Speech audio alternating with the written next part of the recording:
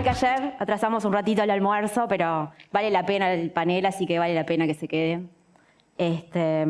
Primero queremos agradecerle a Auder por este espacio, un año más para AUME en este congreso tan importante de energías renovables.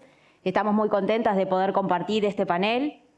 Quiero agradecer a AUME que me permite estar acá moderando, a quienes también trabajaron en el armado de este panel, Ana Giacomino, Fernanda Nan y Gabriela Corrales, que nos está viendo a la distancia. Y ahora, escuchando todo esto, las charlas de hoy y las de ayer, creo que este panel vamos a hacer casi que un resumen de todo lo que se ha hablado, porque han hablado hoy, hace un ratito, desafíos de transición energética, y nosotros le vamos a traer desde otra mirada, capaz, estos desafíos. También han hablado de la comunidad, de la llegada a la sociedad, y creo que todo eso les vamos a traer con este panel y con unos ejemplos de acá. Se aborda de esta forma como un desafío decisivo de la transición energética, que es justamente la licencia social, la llegada a la comunidad. Vamos, ahora sí. Y a partir de casos reales y de una mirada transversal, vamos a ver proyectos de energía renovable y de descarbonización que pueden generar valor compartido. Y aparte pensamos que se trata de una conversación que quizá es invisible, pero que sin embargo puede generar que los proyectos de transición energética sean exitosos o no. Y capaz que son temas que no siempre los conversamos. Esto ya lo habían visto, todo lo que tenemos relacionado con la sociedad y el ambiente. Y para eso tenemos, como les decía, 3 proyectos uruguayos y una mirada transversal desde la banca multilateral. Para eso nos van a acompañar Luz Echande, que es bachiller en Derecho y cuenta con una amplia trayectoria en gestión pública y administración del Estado. Es referente histórica de Ismael Cortinas, fue la primera alcaldesa del municipio y ejerció distintos roles de representación y gestión local, destacándose por su cercanía con la comunidad y su experiencia en procesos de desarrollo territorial. En este panel nos va a compartir la experiencia de Ismael Cortinas desde la mirada, pero desde la comunidad, abordando cómo se vivió el proceso de instalación de un proyecto eólico, Vientos de Pastorale. Es un proyecto que se desarrolló por Sovitec, un parque eólico de casi 53 megawatts de potencia en el paraje Villa Pastorale, a unos 5 kilómetros de Ismael Cortinas, en Flores. Se encuentra operativo desde el año 2017 y un hecho no menor, porque para ese momento fue realmente un hecho no menor por todos los temas de seguridad y lo que la comunidad podía recibir, es que se trata de los molinos de viento más grandes que hay en Latinoamérica. Luz fue alcaldesa en ese momento durante el desarrollo del proyecto, entonces era quien tenía que acompañar las relaciones entre la empresa privada, la comunidad y las instituciones locales. El segundo proyecto que vamos a presentar, nos acompaña para ello Lucía Nievas, que Lucía es licenciada en Relaciones Internacionales y es la primera mujer integrante de la Asociación Argentina de Hidrógeno, donde se desempeña en la gestión de cooperación internacional. Es fundadora del Instituto Latinoamericano de Tecnologías Sustentables, dedicado a la formación y promoción de comunidades energéticas, y actualmente coordina la planta experimental de urea verde en el Polo Tecnológico de Florida, que es el proyecto que vamos a traer al panel. La urea verde es un producto sintético que actualmente se importa a la región, y con este proyecto se busca proveer a la comunidad agrícola de Florida, siendo la electrólisis del agua clave. Por lo tanto es un proyecto que va a involucrar hidrógeno verde, transición energética, energías renovables, desarrollo industrial sostenible. Lucía trabaja en impulsar esa transición, la innovación tecnológica y el desarrollo sostenible en América Latina a partir de la cooperación técnica, articulando entre actores públicos, privados, académicos y territoriales para el desarrollo de esta iniciativa, y van a ver que es muy interesante cómo llegó a gestarse todo este proyecto de urea verde. El tercer proyecto que vamos a traerles, nos acompaña Leticia Ferreira para ello. que es ingeniera civil con formación y experiencia ambiental de casi 20 años en proyectos y procesos industriales de energía de mediano y gran porte. Actualmente se desempeña como jefa de servicios ambientales en la Comisión Técnica Mixta de Salto Grande y como coordinadora socioambiental de la segunda etapa de la renovación de la central. Nos va a compartir sobre experiencias en la coordinación del programa de renovación del complejo en lo que refiere a lo socioambiental. Es un programa que se encuentra en ejecución actualmente con un horizonte de 30 años. Ahora están en la segunda etapa. Se trata de un plan que está diseñado para extender la vida útil del complejo. Comprende modernización tecnológica del equipamiento de potencia y transmisión, el sistema de control y digitalización, la modernización de infraestructura hidromecánica y civil. La idea son reformas para garantizar la capacidad de producción, eficiencia, seguridad operativa y la sostenibilidad socioambiental del proceso y la región. Y por último nos acompaña Victoria Laporte para esta otra mirada. Ella es especialista sectorial senior en salvaguardas sociales de la División de Soluciones Ambientales y Sociales del BID. Actualmente está basada en Uruguay, donde supervisa y prepara proyectos de riesgo alto y sustancial en ejecución en Argentina, Chile, Paraguay y Uruguay.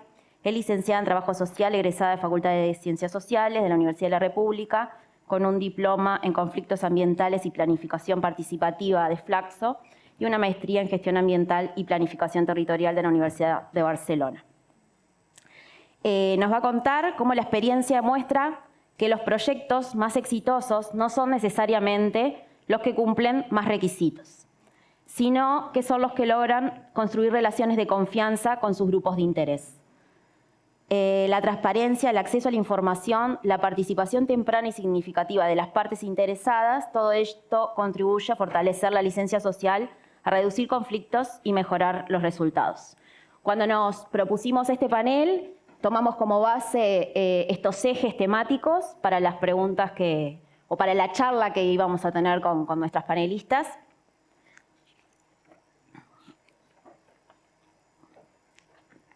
Le vamos a ir pasando imágenes de los proyectos mientras hablamos. Bueno, con los proyectos ya presentados, me interesaría ya empezar a preguntarles, en base a sus experiencias, ¿no? ¿Dónde deberíamos poner el foco con esta otra mirada que estamos planteando al hablar de proyectos energéticos renovables?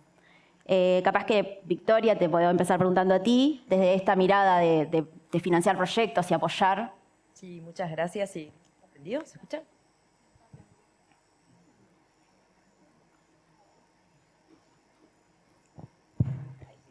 Bárbaro, gracias. Muchas gracias por la invitación a este panel.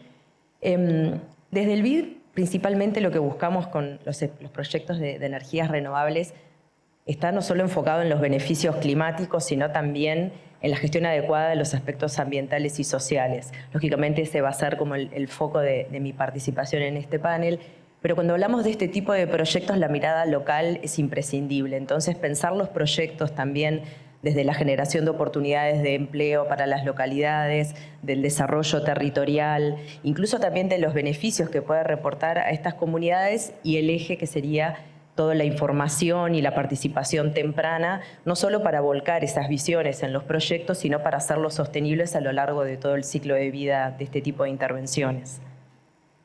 Muchas gracias, Victoria. Como la comunidad forma parte, ¿no? Necesita estar informada. Capaz que Luz, que pasó por esto, nos puede contar un poquito cómo vivió la comunidad de Ismael Cortinas, todo ese proceso de proyecto eólico.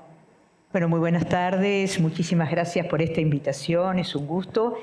Y bueno, y sobre el tema fue el gran compromiso que se consiguió de la comunidad, pero que fue todo un proceso desde que llegaron los primeros ingenieros presentando la idea y también trasladando desde lo privado a lo público para poder hacer ese nexo y poder dirigirnos a la comunidad con propuestas que fueran reales, creíbles y que aterrizaran realmente en el territorio.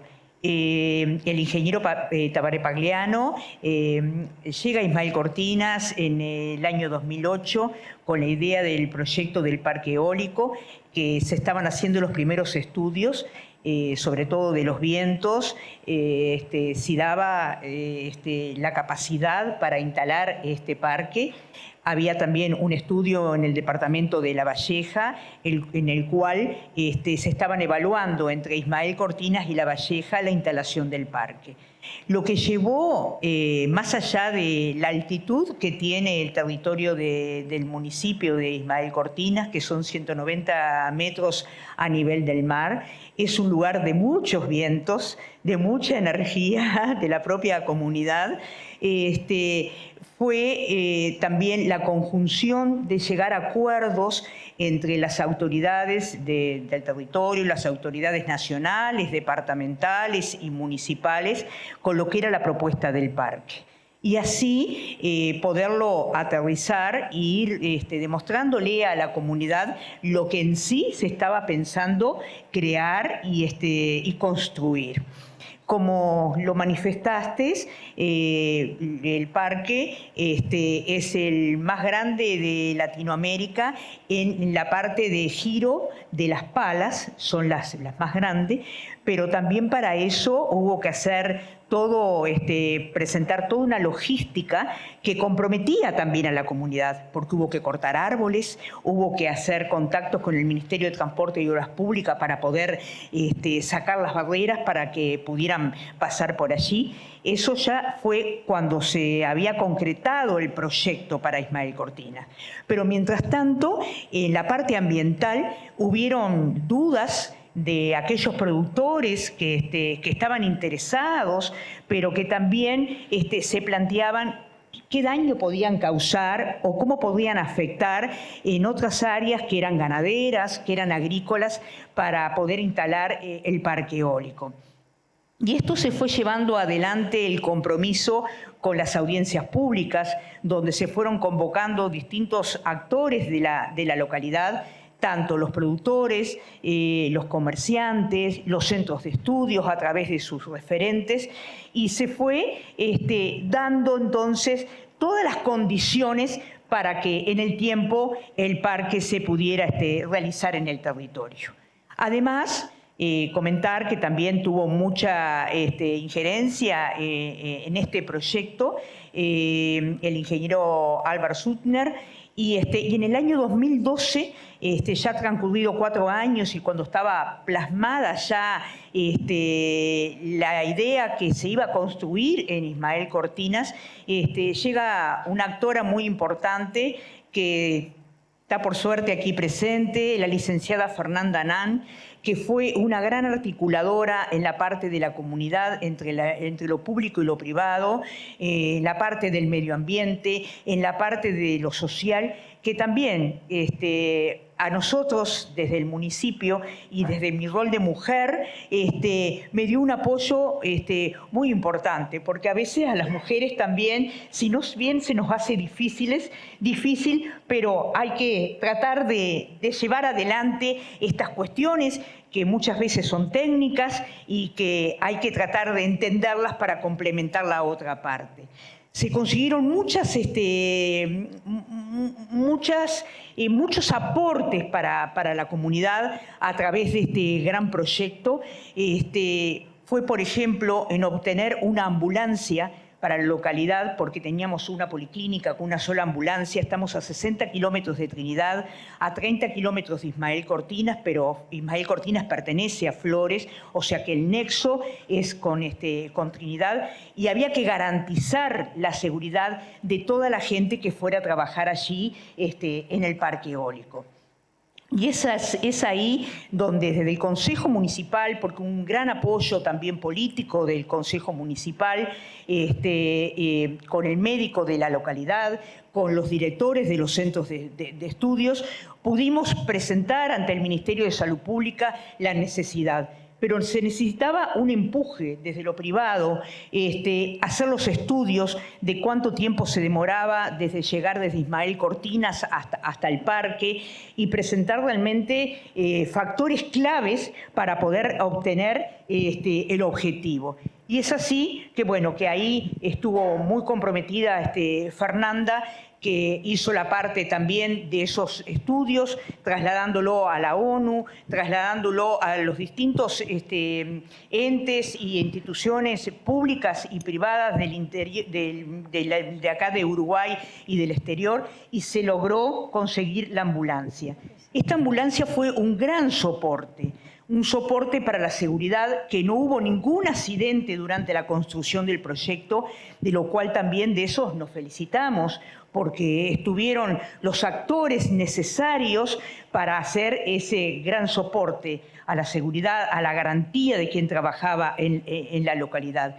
Pero también la ambulancia generó una fuente laboral, fuentes de trabajo, porque allí se contrataron las enfermeras de la localidad. Y qué orgullo contar con este potencial profesional y humano que desde la propia localidad pudieran desarrollar sus capacidades y pudieran atender esta necesidad que se hacía presente. También se contrató un chofer. Entonces, más allá de lo económico, que fue muy importante porque fue el proyecto más grande económico que se ha desarrollado y se ha instrumentado en el departamento de Flores, es el proyecto más alto potencialmente económico, pero también dejó muchas otras cosas. Por ejemplo, eso te iba a decir, Luz, ¿no? Como un proyecto de energía, ¿no? De energía renovable, logra interactuar de tal forma con la comunidad y llevar tantos beneficios, ¿no? Claro, porque fue lo de la ambulancia. Para salvar vidas también era muy importante. Somos una comunidad de un poco de más de 1000 habitantes, pero la ley lo dice, pero no se aplicaba. No había un cardiodefibrilador en el territorio. Entonces, desde el municipio lo clamábamos, pero los municipios son muy nuevos en el territorio y la descentralización no siempre es fácil. Y estar mujeres también en este desafío es importante, pero también tenemos que buscar esos puentes, esos nexos para poderlo conseguir. Y el tema de los cardiodefibriladores, de no tener ninguno, y con esta avenida y esta instalación del parque eólico en el territorio, de haberle pedido durante mucho tiempo a la Intendencia, a otras entidades públicas y privadas, el primer cardiodefibrilador, con los cursos pertinentes que se pagaron a los agentes que estaban preparados para darle, fue a través de la empresa Subitec de Viento de Pastorales. Y luego de ese primero, a la semana aparecieron 2 más, otro de otra empresa privada y otro de la Intendencia Departamental, los que se distribuyeron en distintos lugares del territorio. Iba acompañada la ambulancia con el cardiodefibrilador para estar presente allí. Entonces, qué importante que es la energía renovable por el medio ambiente y que estos territorios lleguen a comunidades pequeñas como las nuestras, pero que dejen tantas cosas. Y vuelvo a insistir, desde mi rol de mujer, en el mismo territorio, en la misma comunidad, la fuente laboral que dio para las mujeres. Muchas personas se ubicaron allí, se instalaron, marchó la hotelería, había un solo hospedaje, se armó otro hotel para que se radicaran allí y para que también esos dineros fueron aportes en el propio territorio. Se alquilaron casas y en esas casas que se alquilaban, las mujeres también eran contratadas para ir a hacer la limpieza, para ir a hacer el lavado de ropa. Y muy destacable también decir que el primer lavadero que hubo en Ismael Cortina fue gracias a la instalación del parque eólico de Villa Pastora, porque hubo una iniciativa, un emprendimiento particular de una familia y eso quedó. Son las cosas que quedaron en el territorio. Trajo mucha cosa ese proyecto de energía. De energía. Me gustaría aprovechar también, ya que tenemos otros proyectos, como coordinadora de la renovación de Salto Grande, que contarnos qué aspectos se deberían contemplar socioambientales del proyecto, cómo hacen para generar esa confianza en la comunidad. Bueno, primero que nada yo quiero retomar una de las preguntas que aparecían en el panel. Bien. Y que tiene que ver un poco con lo que decía Victoria, que es si realmente todo proyecto de energía renovable termina siendo un proyecto sostenible. O sea, la sostenibilidad va un poco más allá de la fuente que nosotros vamos a utilizar para la producción de energía, sino que tiene que ver con esto que decía Victoria, en cómo el proyecto contempla esas cuestiones socioambientales y cómo el proyecto encara medidas para evitar cualquier tipo de impacto que pudiera ocurrir tanto en el entorno como en la propia comunidad, e incluso propiciar el desarrollo social o el desarrollo territorial, como con los ejemplos que planteaba Luz. Pero no perdamos de vista que cuando nosotros hablamos de un proyecto energético, estamos hablando de un proyecto que pretende contemplar o que pretende atender un beneficio social. O sea que un proyecto energético termina siendo un proyecto de la esfera social. Pero no solamente eso, un proyecto energético también está inserto en un medio físico, está inserto en un medio antrópico, y es inevitable que en ese proyecto, como en cualquier otro proyecto, no solamente los proyectos energéticos, pero traigo los proyectos energéticos porque son los que competen a esta instancia del Congreso, es inevitable que insertándose en un medio físico, interaccionando con el medio antrópico, sobre todo con el componente social de ese medio antrópico, es inevitable que exista una afectación o que exista una vinculación de los factores sociales, los factores culturales, los factores antrópicos sobre el proyecto. Ahora, la cuestión está en preguntarse si realmente, tú decías, o sea, si realmente existe algún compromiso legal, si existe algún requisito legal que nos esté obligando a abordar esas cuestiones sociales y ambientales.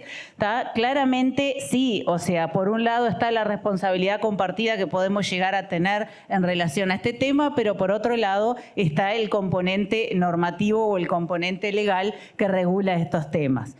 En el Uruguay, la propia Constitución establece el deber o la obligación de abstenerse de contaminar. Después nuestra Ley General de Protección Ambiental incorpora esa obligación, pero no solamente incorpora la obligación, sino que, y un tema que no es para nada menor en este tema del contexto social, es que incorpora el derecho de los habitantes del Uruguay a vivir en un ambiente sano y equilibrado. O sea, estamos hablando que ya desde el año 2000, o sea, el no afectar el ambiente, cuando hablamos de ambiente hablamos en el sentido complejo de la palabra, incluyendo los componentes sociales. Y después con el Acuerdo de Escazú, que ustedes lo vieron por ahí, que reglamenta el principio 10 de la Declaración de Río, que justamente apunta a decir, bueno, el mejor modo de tratar esas cuestiones ambientales es justamente con la participación de la gente. Y la participación de la gente requiere necesariamente información. Muchas gracias, Leticia. Aprovecho también sumar un proyecto diferente, con una mirada totalmente diferente de Lucía. Me interesaría también que nos cuentes tu experiencia para el desarrollo de este proyecto, que nos cuentes cómo tuvieron en cuenta estos aspectos socioambientales o cómo los están llevando adelante en realidad, porque es un proyecto que está en formación. Bueno, se escucha. Buenos días a todos, muchas gracias por la invitación. Primero les voy a contar un poco cómo llegué al hidrógeno. Yo soy licenciada en Relaciones Internacionales, trabajo en el Mercosur, soy mitad argentina y mitad uruguaya. En Argentina vino Fortescue, una empresa australiana, a instalarse a una localidad de 1.700 habitantes, que es Sierra Colorada, en la provincia de Río Negro. Y este proyecto generó un impacto muy grande en la comunidad, por supuesto. Y nosotros desde la Universidad Nacional de Río Negro y la Asociación Argentina del Hidrógeno armamos un diplomado de hidrógeno verde. Este diplomado tuvo una particularidad, que fue que era para todo el mundo, toda la comunidad lo podía hacer, no era para ingenieros, no tenías que ser licenciado, nada de eso. Fue récord de inscripciones, todo el mundo quería saber en Río Negro qué era el hidrógeno verde. A partir de esa experiencia, que la vimos bastante exitosa, lo importamos para Uruguay. Y en Uruguay hicimos algunos cambios. Primero le cambiamos el nombre, hidrógeno verde no, es tecnologías del hidrógeno, porque hay hidrógeno de todos los colores. Cambiamos el nombre y armamos un equipo, además de los excelentes investigadores que tenemos de Argentina, del CONICET, del Instituto Balseiro y de muchas universidades argentinas. Sumamos a investigadores de la UDELAR, de la Universidad Católica, a funcionarios que habían trabajado en la hoja de ruta del hidrógeno verde y a los referentes de los proyectos acá en Uruguay. Una de las cuestiones que a nosotros nos preocupaba, bueno, yo como internacionalista, es que nosotros con UPM tuvimos los puentes cortados un año por un proyecto grande de inversión. Entonces pensábamos, bueno, desde la academia es importante cooperar y tener de repente una única visión para llevar adelante algunos temas estratégicos como estos. Y otra de las cuestiones que agregamos en este diplomado que empezamos a hacer en Uruguay es una materia que se llama Comunidades Energéticas, que la da Enrique Giussiani, un enamorado de la materia. Y el concepto de comunidades energéticas tiene que ver con esto de que los actores en una localidad se asocian para producir, almacenar, distribuir energía. Siempre, digamos que prevalece el beneficio colectivo, ¿no? En estas comunidades energéticas tiene que ver con la cercanía en el territorio, se produce y se consume en el territorio. Entonces a los alumnos les pedimos que el que tenía ganas, si le interesaba, pensar en algún proyecto en su comunidad como comunidad energética. Llegaron muchos proyectos, todos muy interesantes, y hubo uno que medio que nos quedamos enloquecidos. ¿Por qué? Bueno, nosotros trabajamos con la hoja de ruta del hidrógeno verde, que es algo que firmaron los ministerios acá en Uruguay y donde está preestablecido como una cuestión marco que en el 2030 hay que sustituir el 30% de la importación de fertilizantes por fertilizantes verdes. Así que en este marco, uno de nuestros alumnos armó un proyecto para hacer urea verde en Uruguay y el proyecto original era para hacerlo en Pueblo Curtina. Pero bueno, después pensándolo y agarrándolo al proyecto nos gustó y le damos vueltas y ahí apareció el Polo Tecnológico de Florida y dos actores claves que a nosotros también ahí dijimos, bueno, puede ser acá. Y es que una empresa china quiere armar una planta fotovoltaica y por otro lado hay una alemana que quiere trabajar a partir de la basura con energía. Entonces empezamos a articular ahí ideas, dijimos, bueno, vamos a ir por Florida, por el Polo Tecnológico, y así fue como, bueno, empezamos a trabajar en este proyecto que está recién nacido, pero como todo, yo digo, lo de la energía como que avanza es tremendo. Está tan en agenda y entonces es como que son proyectos que entusiasman muchísimos y bueno, después en la otra pregunta les sigo contando más porque hay cosas muy interesantes. Gracias, Lucía. En realidad les iba a aprovechar a preguntarles en este proyecto de renovación de Salto Grande, por ejemplo, si tienen, ¿qué aprendizajes les está dejando este programa? Si les está dejando alguna herramienta, alguna articulación, que aparte puede servir para otros proyectos que están naciendo. Sí, en realidad cuando nosotros empezamos con la planificación de este proyecto, por allá por mediados del 2010, y después cuando se vino la etapa 1, hoy ya con la etapa 1 finalizada, con la etapa 2A en ejecución, o sea, claramente hay un montón de lecciones aprendidas. Yo creo que aquello que se inició con un montón de dudas, con un montón de incertidumbre, con un montón de intereses. Acuérdense que el programa Renovación de Salto Grande, o sea, es un programa binacional, o sea, incertidumbres que existían dentro de la empresa, dentro de los propios trabajadores, y a su vez afuera de la empresa, las comunidades, los intereses de las comunidades, las expectativas que tenían las comunidades en relación a este proyecto. Yo creo que claramente hoy tenemos un montón de lecciones aprendidas en las cuestiones socioambientales también, o sea, tenemos una riqueza muy grande para encarar en la etapa 2A, que fueron enseñanzas que nos dejó la etapa 1, sobre todo en el abordaje social. Nosotros a lo largo de la etapa 1 ya habíamos implementado algunas herramientas de gestión. Esas herramientas de gestión las hemos fortalecido en pro de lo que está haciendo en la etapa 2A, en la ejecución esta de la etapa 2A. O sea, en su momento se diseñó, o sea, se definió una estructura de trabajo, una estructura de gobernanza, se conformaron grupos de trabajo. No hay que perder de vista que en el proyecto Renovación de Salto Grande hay muchos funcionarios abocados al proyecto, pero que también comparten su rol con la operación. Entonces se conformó la estructura de gobernanza de lo que fue el proyecto, pero también se conformaron los diferentes grupos de trabajo con personas dedicadas exclusivamente a lo que es el proyecto y otras que compartían su rol con la operación. También se armó un plan de comunicación, o sea, todas estas fueron como herramientas que nos dejó la etapa 1 y que también las fortalecemos en la etapa 2A. O sea, se elaboró un plan de comunicación donde se contemplaron, se identificaron los actores clave de la comunidad, las partes interesadas de adentro y de afuera. Se armó un plan de divulgación social, se realizaron en conjunto con el BID las instancias de consulta pública, tanto de la etapa 1 como de la etapa 2. Y en el marco de ese plan de comunicación, también se habilitó, que sigue vigente para lo que es la etapa 2A, un canal de comunicación a través de lo que es la página web de Salto Grande.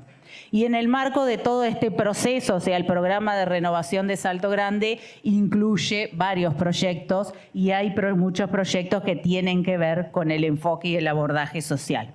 Entonces, en ese marco se constituyeron, se conformaron comités de articulación territorial, grupos de trabajo que tenían como objetivos compartidos justamente con los gobiernos de ambas localidades o con la comunidad.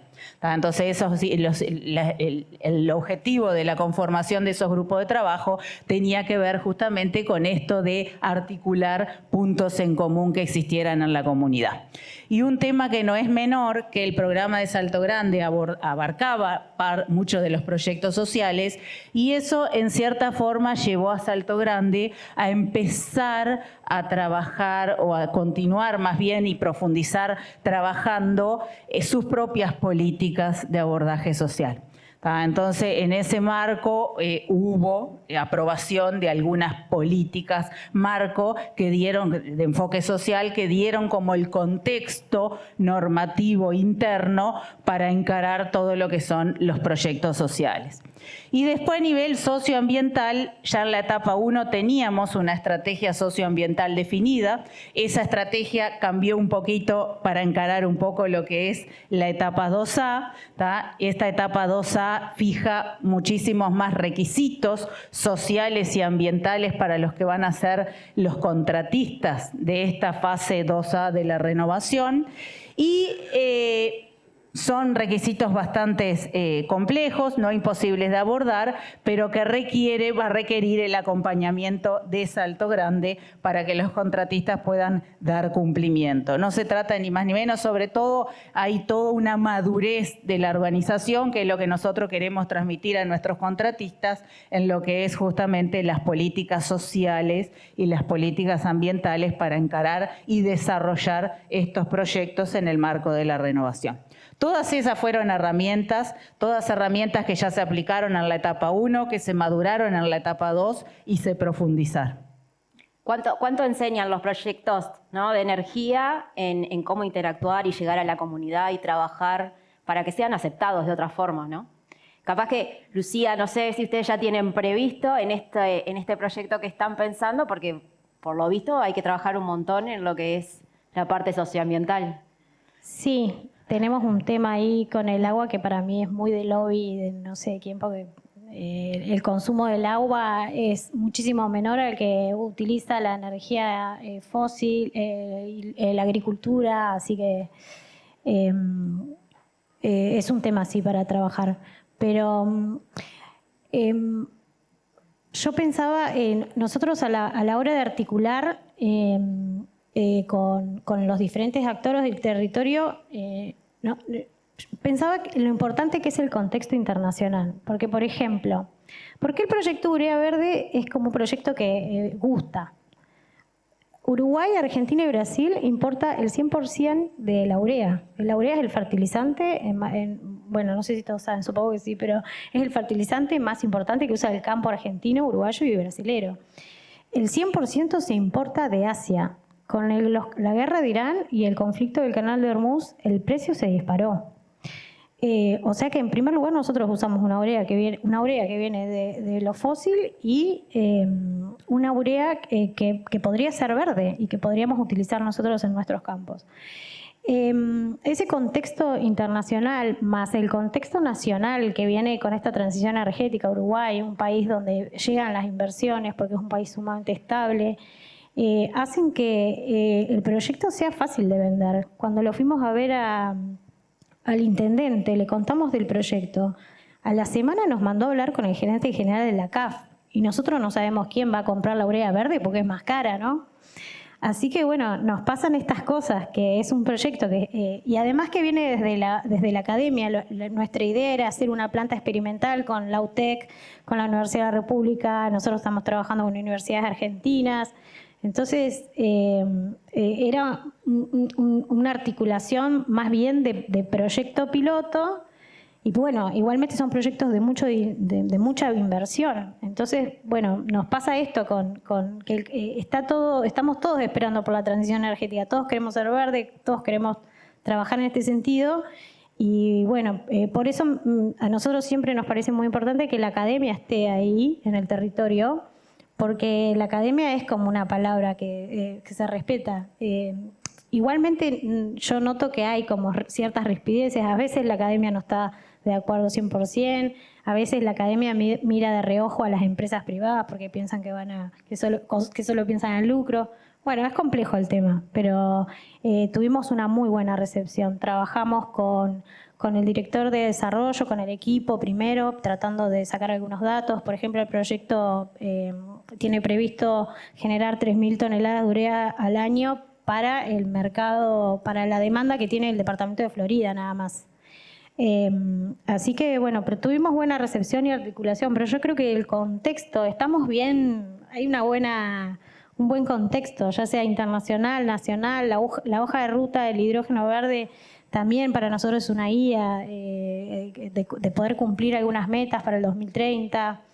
Pero bueno, ya les digo, no tenemos compradores, pero tenemos algo que es muy importante y es que firmamos un convenio con la Unión Europea, el Mercosur y la Unión Europea, un acuerdo de libre comercio, y para que los productos del Mercosur ingresen a la Unión Europea hay que empezar a estudiar, hay un pacto verde de la Unión Europea que son una serie de requisitos que tienen que cumplir los productos que tienen que ver con el medio ambiente para ingresar al mercado europeo.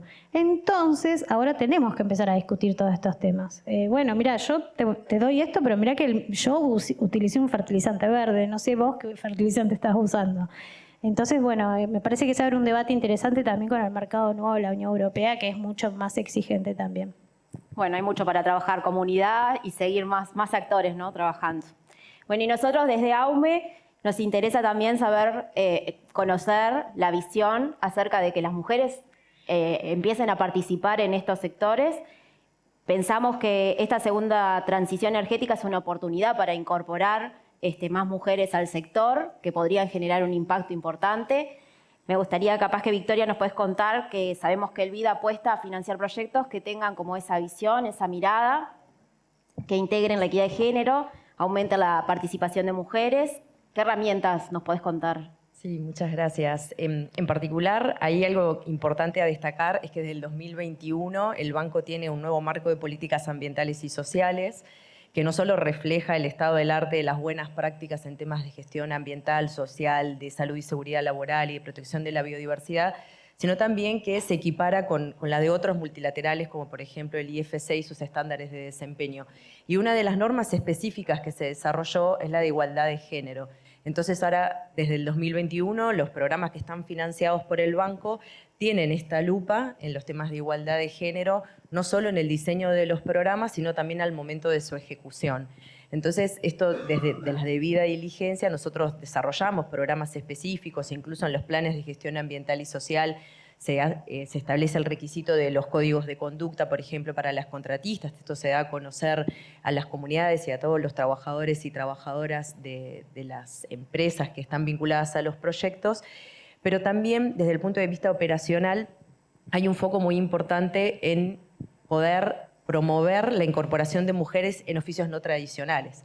Quizás ahí vieron algunas de las imágenes de algunas experiencias que tuvimos, por ejemplo, en Paraguay, donde las empresas contratistas fueron, digamos, alentadas a poder incorporar en su mano de obra, siendo capacitadas por el banco y otros organismos, a mujeres, porque siempre nosotros íbamos a las obras y preguntábamos, bueno, cómo estaba integrada la plantilla de trabajo, nos decían, bueno, sí tenemos 2 mujeres y ¿qué hacen? Bueno, la limpieza, la cocina y con suerte algo de administración. Pero poco a poco fueron incorporándose en otro tipo de trabajos que quizás eran más masculinizados, donde las mujeres no tenían tanta presencia. Y en algunos proyectos incluso hay como este requisito, como este impulso de que en el empleo de mano de obra local haya una cuota de género para mujeres y diversidades, incluso en algunos proyectos. Entonces, en este sentido, creo que el banco viene acompañando a través de sus políticas y de los proyectos que desarrolla toda una línea de trabajo y de impulso que generan diversas organizaciones y comunidades y que, digamos, y que están en la agenda pública también, y que por suerte están siendo acompañados por los gobiernos en los distintos proyectos en los que estamos involucrados. Tenemos un caso muy interesante en la isla de Rapa Nui de Chile, donde se está construyendo una planta fotovoltaica que es administrada por una empresa pública, y el comité que lleva adelante, o sea, que es como un comité directivo, está casi todo integrado por mujeres. Y el banco está intentando también ver cómo eso se puede replicar para lograr una cierta equidad, donde quizás en algunos espacios de toma de decisión las mujeres son minoritarias en su presencia. Muy bueno. Capaz que Luz nos puede contar cómo fue liderar un proyecto, ¿no? Siendo mujer en una comunidad, un proyecto de este tipo. Bueno, realmente fue un gran desafío, un gran compromiso, y en la gobernanza deben de existir patrones que se deben de cumplir para poder llevar adelante estos proyectos, estos desafíos, estos trámites, y realmente fue ampliamente positivo, porque de la mano nuestra, desde la alcaldía, pudieron también tener participación otras mujeres. Yo ya había nombrado a Fernanda, que estaba vinculada a la empresa y al trabajo de la empresa, pero en el Consejo Municipal, por ejemplo, la secretaria era también mujer. Y para ella fue un gran desafío de aprendizaje, no solo desde lo administrativo, sino de la conexión, de aprender, de ver nuevas cosas, de poderlas implementar y de poder ir de la mano con la propia comunidad. Y como te decía, cuando hablamos de construcción, cuando hablamos de proyecto, siempre estamos pensando en la mano de obra del hombre, que fue muy, pero muy importante, porque no solo abarcó la población de la localidad, sino también de las zonas aledañas. Más allá de que vinieron profesionales, la parte técnica profesional fue también extranjera, y se pudo convivir muy bien. Y esto es lo que quiero destacar, que lo que dejó estos patrones realmente de respeto, de compromiso, porque en comunidades chicas donde habitamos, bueno, tranquilamente, a veces también el flujo tan repentino de mucha gente que llega al territorio, también desde la mirada de la mujer tuvimos que ver que esos patrones se respetaran, que estuviera el compromiso, los valores de respeto, de buena convivencia, de que se respetara a la mujer, a las niñas, a las jóvenes, que pudiéramos vivir en muy buena convivencia. Como que hay que tener muchas cosas presentes también, ¿no? Hay que tener muchas cosas presentes y hay que articular en esos aspectos, porque creo que donde los valores son respetados, las mujeres nos sentimos también empoderadas para seguir trabajando, para seguir vinculándonos y bueno, y para seguir teniendo vocación de servicio y dar la mano a otras para que puedan crecer. Bueno, les quiero primero que nada agradecer y pedirles solamente una última frase para que me definan los desafíos que tuvieron con este proyecto. Cortita, para que nos dejen eso. Bueno, los desafíos con este proyecto es haber dejado plasmado hoy aquí, pasado el tiempo, lo que fue el proyecto Viento de Pastoral en el territorio, social, cultural y ambientalmente. Y en lo cultural, ahí tenemos el escudo de nuestro municipio, que se hizo un concurso desde el mismo Consejo Municipal, y en el escudo, bueno, que fue un concurso del eslogan, y el concurso que ganó fue quien ganó la propuesta fue el licenciado Gilmar Lafón, Tierra de Vientos, Trabajo y Energía, y la señora, la vecina de la localidad, lo plasmó artísticamente en que aparecen los molinos de viento, y bueno, y esa es nuestra identidad. Así que muchas gracias, porque nos sentimos muy satisfechos con las enseñanzas, con el aprendizaje, y para seguir trasladando todo esto a nuevos proyectos y a nuevos desafíos. Muchas gracias, Luz. Leticia, una frase que te haya dejado el desafío y el que estás. Una reflexión. Ahí va. Yo creo que participar del programa de renovación de Salto Grande, ¿tá?, como un proyecto realmente sostenible, no solamente porque incorpora una fuente de energía renovable, sino porque también incorpora cuestiones socioambientales en la ejecución del proyecto. Yo creo que eso es clave, trascender, o sea, no solamente en pro de las generaciones presentes, sino trascender hacia las generaciones futuras, y que pasemos a la historia de Salto Grande como un proyecto de renovación que involucró, que desarrolló las cuestiones socioambientales también. Evitemos, o sea, como un gran desafío, evitar pasar a la historia de Salto Grande como una empresa que sabíamos lo que teníamos que hacer y no lo hicimos. Muchas gracias. Victoria. Victoria. Acá una reflexión más a nivel general es esto que hablaban de la participación, pero de la participación temprana. Y algo que nosotros hacemos mucho énfasis es en el proceso, no en la instancia. Quizás a veces la normativa habla de una instancia en particular, por ejemplo, de la consulta pública. Nosotros desde el banco promovemos, porque además el marco de política así lo establece, el proceso, o sea, desde la instancia más temprana posible, cuando el proyecto está siendo diseñado, cuando hay una real capacidad para incidir en el proyecto, hacer un buen mapeo de actores para que todas las voces sean escuchadas y sostener ese proceso a lo largo de todo el ciclo de vida del proyecto. Y sobre todo tener mecanismos de comunicación, como contaba Leticia, no solo para informar, sino para también recibir inquietudes, quejas, reclamos y poder atenderlos de manera oportuna y de una manera que sea socioculturalmente adecuada. No es lo mismo quizás un reclamo que puede tener una empresa, un emprendimiento, un negocio, que el que puede tener un pequeño productor rural o una vecina frentista a una obra. Entonces, ese es el énfasis que hacemos nosotros, de que además de que las agencias ejecutoras, los gobiernos, tengan las capacidades para implementar este tipo de mecanismos y que puedan evaluarlos para adaptarlos si así se requiere. Muchas gracias, Victoria. Lucía. Yo quiero hacer una reflexión a partir de 3 anécdotas bien cortitas. La primera es, por supuesto, nuestros alumnos son todos hicimos 4 ediciones ya en Uruguay, todos del litoral, mayoría Paysandú, por supuesto. Una vez le pregunté a un alumno por qué estaba haciendo la diplomatura y él me dijo, yo tengo 4 taxis, se los quiero alquilar a GIF. Bien.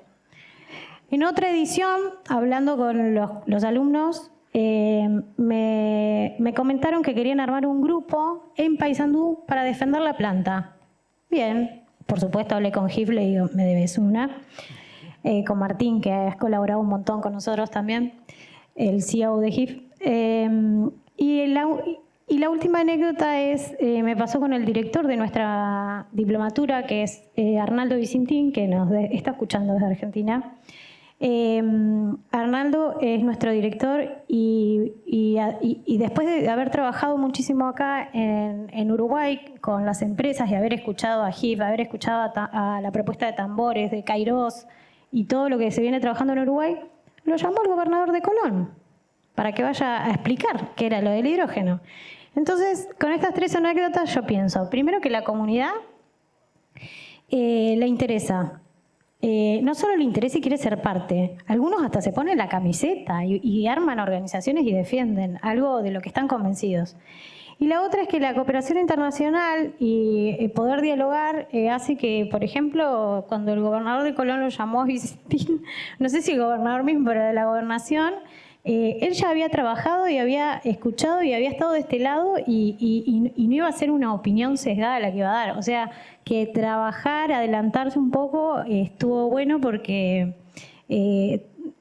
yo no te digo que evitamos el conflicto, porque de hecho sí en algunas cuestiones, pero me parece que ayuda. El diálogo, crear puentes y no cortarlos es lo más importante que podemos hacer desde nuestras disciplinas. Bueno, muchas gracias a las 4. Creo que sí, que es trabajar con la gente para que estos proyectos de transición energética salgan. Y ahora, bueno, muchas gracias primero que nada. Y ahora voy a invitar a Noelia Maciera, presidenta de AUME, y a Diego Oroño, que pasen. Una vez más, le hacemos entrega a AUDER del sello Más Mujeres, Más de Energía. Estamos sumamente contentas y la verdad que nos emociona mucho volver a entregarlo en este lugar donde nació y lanzamos el sello el año pasado. Primero que nada le hago entrega. Este sello es una muestra más, para continuar un poco con la temática y con lo que traía el panel, es una muestra más de que a veces con tener voluntad y compromiso y acuerdos entre las instituciones podemos lograr grandes cosas con pequeñas acciones o acciones que a veces son fáciles siempre que exista cooperación y apoyo. Transmitir el agradecimiento a AUDER por traer una conversación mucho más diversa, una conversación mucho más rica y poder ver a todos los actores del sector energético y poder reunirnos a todos los actores aquí. Comentarles a todos, volver a invitarlos.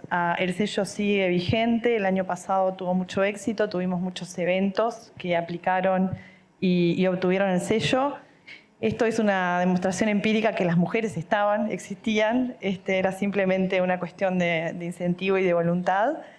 Y bueno, agradecer nuevamente a AUDER por el trabajo en conjunto, el gran apoyo que nos dan año a año y por el compromiso que se ve y por creer en la diversidad y por creer en un sector energético diverso, rico y con mayor liderazgo. Muchas gracias, Diego.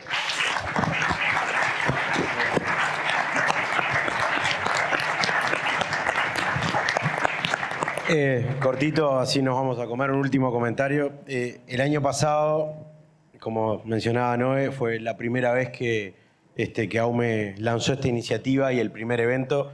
Creo que en este tiempo ya se ha otorgado en varios eventos. El año pasado, para obtener el sello, honestamente hicimos un esfuerzo logístico de estar panel a panel y viendo a ver cómo hacíamos para llegar a los requisitos que ponía el sello.